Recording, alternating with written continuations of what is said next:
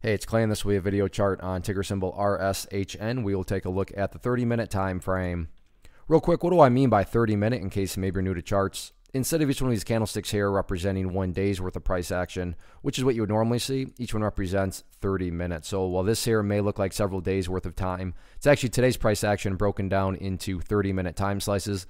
I like to do this time frame. I think it's a good job of telling the quote-unquote story of the price, and then makes mapping out where levels of support and resistance a bit easier to see. I did this analysis last week, I think, at some point. Regardless, that I mapped out this sideways channel here, and nothing was really occurring. And then today happened. And what happened today? Well, in technical jargon, you got the pattern breakout from the channel, and that was where essentially the floodgates opened up. And from there, the rest is history.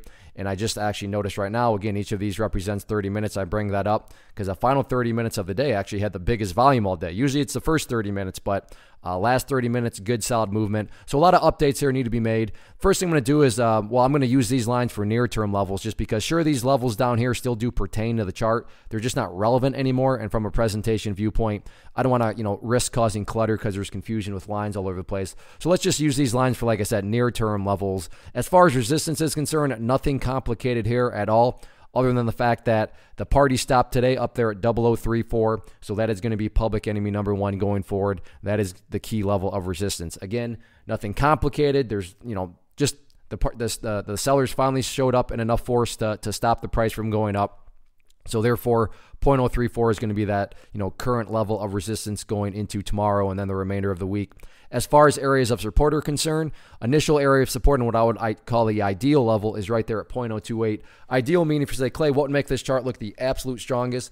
That would definitely be if the price can stay up above, the 0028 mark. Now, don't get me wrong. If the price falls below that area, I'm not saying the entire chart's broken or ruined or anything like that. But yeah, if the price can manage to stay up above that area, that would certainly be a huge sign of power going forward. Taking a step back and looking at things from more so a big picture point of view, that is where the purple line there comes into play, the famous 50-period simple moving average. Keyword being moving. As time goes by, that line is going to move itself higher and higher. So a very basic yet highly effective way to judge the health of the move, this right here being defined as quote-unquote the move, just watch the purple line. As long as the price stays above that line, as the line itself moves higher and higher, then the bulls are in full health, the bulls are in full control. However you can best visualize that, that is what's being represented. Again, yeah, staying above 0028, that would be great. But from the grand scheme of it all, as long as the price is above that purple line, the bulls 100% own the chart.